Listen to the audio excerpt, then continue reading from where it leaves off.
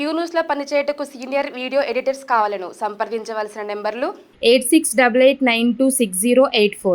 Morning న్యూస్లోకి వెళ్తే ఇంకా చారిత్రాత్మకమైనటువంటి SC ST categorisation A B C D వర్గీకరణకు సుప్రీంకోర్టు ధర్మాసనం 7 సభ్యుల ధర్మాసనంలో 6-1 తేడాతో 6-1 సంఖ్యతో ఎస్సీ వర్గీకరణకు అనుకూలంగా రాష్ట్ర ప్రభుత్వాలు నిర్ణయం తీసుకోవచ్చని సుప్రీం అత్యున్నత ధర్మాసనం నిన్న ప్రకటించింది. తెలంగాణ రాష్ట్రంలో ఉన్నటువంటి మాదిగ సామాజిక వర్గానికి సంబంధించినటువంటి వారి నుంచి చాలా డిమాండ్ ఉండేది. మందకృష్ణ మాదిగ గారు పాపం తన జీవితం అంతా దీనికోసం పోరాటం చేసిండు, తన జీవితానంతా దీనికోసం పనంగా పెట్టి ఏబిసిడి వర్గీకరణ కావాలని చెప్పి ఆయన పోరాటం చేస్తే అసలు ఈ వర్గీకరణ ఈ అంశాన్ని ఒకసారి మనం పరిశీలిస్తే ఇక రాసుడు ఎందుకులే కానీ ఇది ఏబిసిడి వర్గీకరణ అనేది 1994 ప్రాంతంలో ప్రకాశం జిల్లాలో ప్రారంభమైంది. ఎందుకు ఏబిసిడి వర్గీకరణ కావాలని మాదిగా మరియు ఉపకులాల ప్రజలు కోరుకురంటే మెజారిటీ ఉద్యోగాలు మందకృష్ణ మాదిగ గారు చెప్పినటువంటి లెక్కల ప్రకారం 22,000 ఉద్యోగాల్లో అందులో 4th క్లాస్ ఎక్కువ మాదిగలు ఉంటే మెజారిటీ దాదాపు 78,000 ఉద్యోగాల్లో కేవలం మాలలు ఉన్నారనేది వాళ్ళు చేసినటువంటి ప్రధాన ఆరోపణ. అలాగే రాజకీయ రంగంలో కూడా ఆ సమయానికి 6 ఎస్సీ రిజర్వ్డ్ కాన్స్టిట్యున్సీస్ ఉంటే 5 మాల 1 మాదిగ. జనాభా పరంగా చూస్తే తెలంగాణలో మాదిగల జనాభా అధికంగా ఉంటుంది, మాలల జనాభా తక్కువగా ఉంటుంది. అదే ఆంధ్ర ఆ తర్వాత రాయలసీమ కోస్తా ఇవి చూస్తే మాలల జనాభా కొన్ని జిల్లాల్లో ఎక్కువగా ఉంటుంది, మాదిగల జనాభా తక్కువగా ఉంటుంది. సో ఈ రకంగా వ్యత్యాసాలు వచ్చినప్పుడు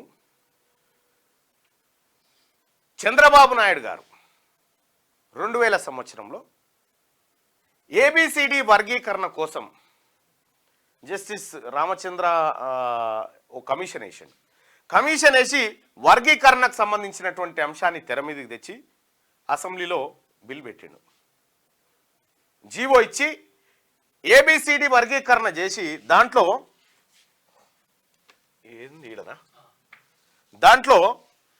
ఏ కేటగిరీలో,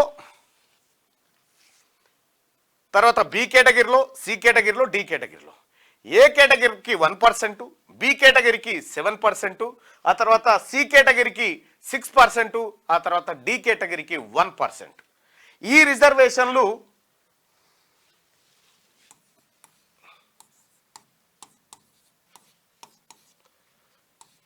(1%, 7%, 6%, 1%) సరిపోయిందిగా 15%, మొత్తం 15% రిజర్వేషన్ని ఈ విధంగా చంద్రబాబు నాయుడు గారు చేసిండు.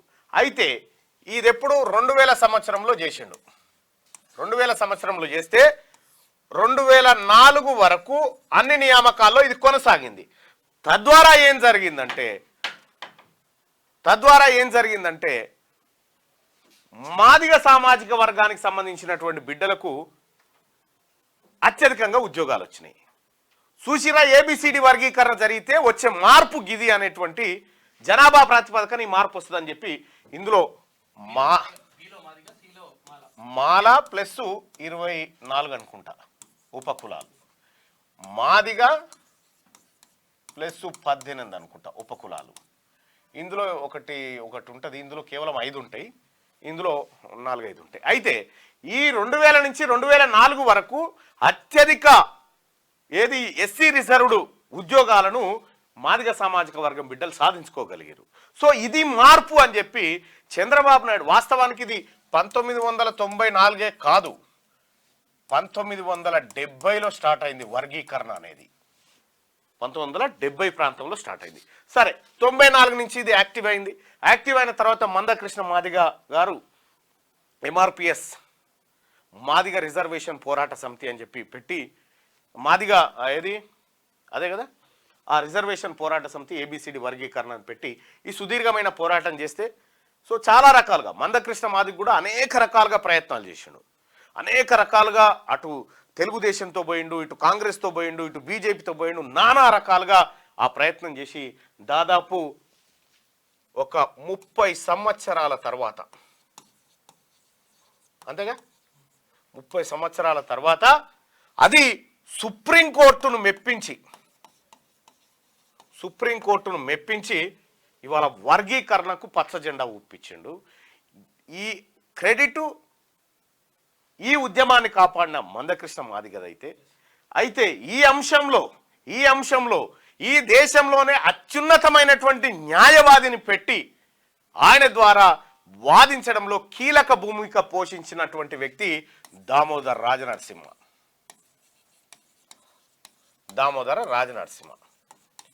ఇప్పుడు ప్రస్తుతం మంత్రి, హెల్త్ మినిస్టర్, ఆయన పాత్ర అత్యంత కీలకమైనటువంటి పాత్ర. సో ఈ రకంగా చేశారు. అయితే 2004 వరకు జరిగితే దీన్ని సుప్రీంకోర్టు కొట్టేసింది.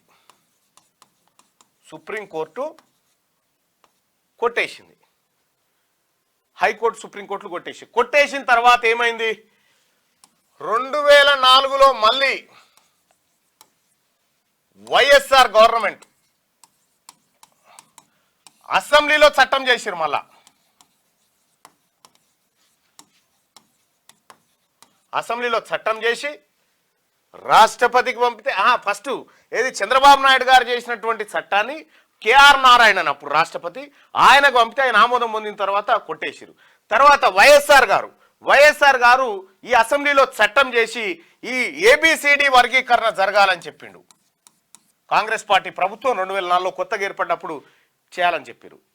కానీ దీని ద్వారానే ఉషా మెహ్రా కమిషన్ ఏర్పడ్డది.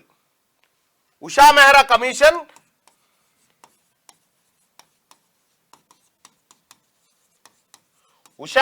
కమిషన్ ఏర్పడ్డది.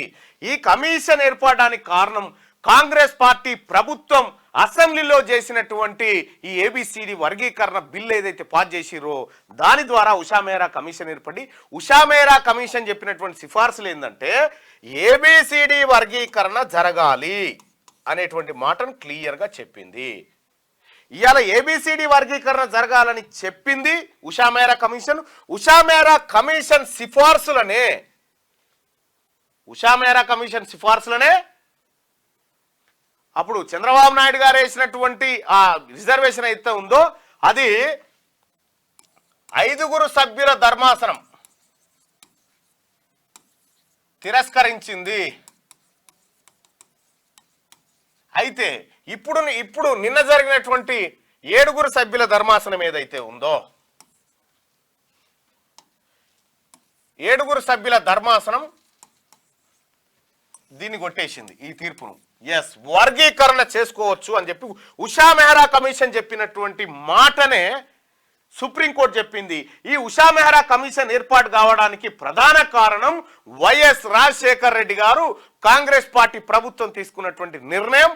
నిన్న ఏదైతే సుప్రీంకోర్టు ఫిబ్రవరిలో ఆ చర్చ జరిగింది, నిన్న తీర్పు వెలువరిస్తే దామోదర్ రాజనరసింహ గారు కళ్ళు చెమ్మగిలిపోయినాయి.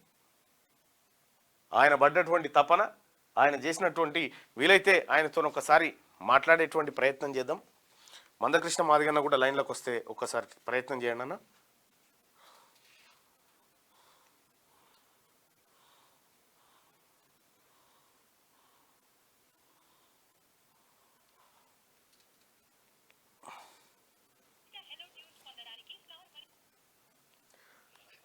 Sir good morning sir. Congratulation sir, మీరు నాతో పాటు లైవ్లో ఉన్నారు. హలో సార్, నేను తీన్మార్ మల్లన్నని మాట్లాడుతున్నాను సార్. సార్, ఏబిసిడి వర్గీకరణకు సుప్రీంకోర్టు అత్యున్నత ధర్మాసనం నిర్ణయం తీసుకోవడం, ఆ తీర్పు కోసం మీరు పడ్డటువంటి శ్రమ, మీరు చేసినటువంటి ప్రయత్నం వెలగట్టలేని ప్రయత్నం సార్. నిన్న నిజంగా మీరు హ్యాపీగా నిద్రపోయి ఉంటారు నిన్నటితో. చాలా సంతోషంగా ఉంటుంది. ఎప్పటి నుంచో ఎన్నో దశాబ్దాల నుంచి ఉన్న కళ నెరవేరింది. Yes sir. అంటే ఇది ఒక వర్గానికి వ్యతిరేకం అన్నమాట కాదు. కాదు, ఇది ఒక బ్యాలెన్స్, సమన్యాయం, సమధర్మం అనే ఒక కాన్సెప్ట్ తో మనము ముందుకు పోవాలి. Yes, sir. ఉన్న దళిత జాతిలో కూడా డిస్క్రిమినేషన్, అసమానత పెరగకూడదు అనేది ఒక ఆలోచన, Yes, sir. Yes. ఒక ఆవేదన. Yes, sir. సో అది మళ్ళీ మన ప్రభుత్వం వచ్చిన తర్వాత కూడా ఎప్పటి నుంచో ఉన్నది, పోరాటం ఉన్నది. మళ్ళీ మన ప్రభుత్వం వచ్చిన తర్వాత మా ముఖ్యమంత్రి రేవంత్ రెడ్డి గారు మా డెలిగేషన్ ఏర్పాటు చేసి నన్ను ముందు బొమ్మని చెప్పి ఢిల్లీకి పంపించి అక్కడ సీనియర్ మోస్ట్ లాయర్ తో మాట్లాడి మా లాయర్ ని నియమించి మళ్ళీ ప్రభుత్వ తరఫున మన వాదన ఎలా ఉండాలి అంటే మాకు వర్గీకరణ కావాలని ఆ స్టాండ్ తీసుకొని మేమందరం డెలిగేషన్ 5 మంది శాసనసభ్యులము, నేను అందరం కలిసిపోయినాము. ఢిల్లీలో ఉండి అంతవరకు స్వయంగా మీరే పోయి సుప్రీంకోర్టులో కూర్చున్నారు. నేనే పోయి సుప్రీంకోర్టులో కూర్చున్నాను. సరే అది సార్ ఇక్కడ ఒక చిన్న అంశం ఏంటంటే సార్, ఆ రోజు 2004 అసెంబ్లీ సమయంలో బహుశా తమరు కూడా సభలో ఉండి ఉంటారు. అప్పుడు వైఎస్ఆర్ గారు ముఖ్యమంత్రిగా ఉన్నప్పుడు అసెంబ్లీలో ఒక బిల్ కూడా పాస్ చేసినారు ఏబిసిడి వర్గీకరణ కోసం. తద్వారా ఉషా మెహ్రా కమిషన్ ఏర్పాటైంది అనుకుంటున్నాను. ఆ ఉషా మెహ్రా కమిషన్ చెప్పినటువంటి సిఫార్సులనే ఇవాళ సుప్రీంకోర్టు ఓకే చేసినట్టు అనిపిస్తా ఉంది. సేమ్ సిమిలర్ చాలా మటుకు సిమిలర్ ప్యాటర్న్ అని సిమిలర్ ప్యాటర్న్. ఇప్పుడు ఎంపిరికల్ పాపులేషన్ డేటా తీసుకునేసేసి ముందుకు పోవాలి. ఏదున్నా ఇప్పుడు ఈ జడ్జిమెంట్ మొత్తం స్టడీ చేసేసి ముఖ్యమంత్రి గారు నిర్ణయం ప్రకారం ముందుకు పోయి భవిష్యత్తులో ఇక ఇది ఒక అందరికి అన్ని వర్గాలకు ఒక సమన్యాయము, ఒక సమధర్మము, సమానత్వం ఉండాలి. ఎవరి వాటా వాళ్ళకు ఉండాలి. అంతేగా సార్, ఎవరి పావు షేరు వాళ్ళకు, అంతే ఎవరు షేరు వాళ్ళకు ఉండాలి. సార్ నిన్న ముఖ్యమంత్రి గారు ఒక మాట చెప్పిండు సార్, అవసరమైతే ప్రస్తుత నోటిఫికేషన్లను సవరించైనా ఏబిసిడి వర్గీకరణ అంశాన్ని తెచ్చి అందరికి సమన్యాయం జరిగేలా చూస్తామనేటువంటి ఒక మాట చెప్పినారు సార్. ఆ మాటల ప్రకారం ఇటీవల అసెంబ్లీ తర్వాత మన ఆర్డినెన్స్ రూపంలో వస్తారా, లేకపోతే ఈ ప్రస్తుత అసెంబ్లీలో చేస్తారా? మొత్తానికి ఈ రోజుకు ముగిసింది కదా, చివరి రోజు కదా. Yes sir. ఆ తర్వాత వచ్చినేసేసి ఆ జడ్జిమెంట్ మొత్తం స్టడీ చేసి ఆ లీగల్ ఒపీనియన్ తీసుకొని జడ్జిమెంట్ మనం స్టడీ చేసి బేసిక్ ప్రిన్సిపల్ ఏమున్నది అంటే వర్గీకరణ అయిపోయింది, దీన్ని జనాభా తమాషా ప్రకారం చేయాలి, ఏ రీతిలో చేయాలి అనేది చాలా ఇంపార్టెంట్. అది స్టడీ చేసి నిర్ణయం తీసుకుంటాం సార్. ఇంకోటి సార్, మాల సోదరులు చాలా సుదీర్ఘ కాలం పాటు ఈ వర్గీకరణను వ్యతిరేకించుకుంటూ వచ్చినారు సార్. వాళ్ళకి ఏమైనా మీరు చెప్పదలుచుకున్నారా సార్? నేను ఒక్కటే చెప్పదలుచుకున్న ఈడ మన అందరికీ ఆరాధ దైవం అంబేద్కర్, బాబాసాహెబ్ అంబేద్కర్. తన ఒకటే సిద్ధాంతం ఏంది అంటే వివక్ష ఉండకూడదు, అసమానత ఉండకూడదు, వివక్ష ఉండకూడదు, ఆత్మధైర్యం, ఆత్మ గౌరవంతో బ్రతకాలి. మనదానినే వివక్షలు, మనదానినే అసమానతలు, మనదాల్సిన ఈర్ష్య ద్వేషాలు, మనదానినే ఆర్థిక సామాజిక అసమానతలు ఉంటే ఒక పెద్ద తప్పు మెసేజ్ పోతుంది బయటికి. సో ఇక్కడ ఎవరికొకరు వ్యతిరేకం కాదు, ఎవరికి ఒకరము ద్వేషాలు రాగద్వేషాలు ఏవి లేవు. ఇప్పుడు ఎవరు వాటా తీసుకుంటే అయిపోతుంది కదా. అంతే సింపుల్, ఎవరు వాటా వాళ్ళు తీసుకోవాలి. So sir, thank you sir, congratulations once again. ఎందుకంటే సార్ ఉపకులాలు కూడా ఇవాళ కొంత సంతోషం వ్యక్తం చేస్తా ఉన్నాయి, కొంతవరకు మాకు మంచి జరిగిందని. Thank you sir. అది హెల్త్ మినిస్టర్ గారు చెప్తున్నటువంటి మాట. ఇది జరిగినటువంటి అంశం. ఇక క్యూ న్యూస్ లో పనిచేయటకు సీనియర్ వీడియో ఎడిటర్స్ కావాలను సంప్రదించవలసిన నెంబర్లు 8688926084.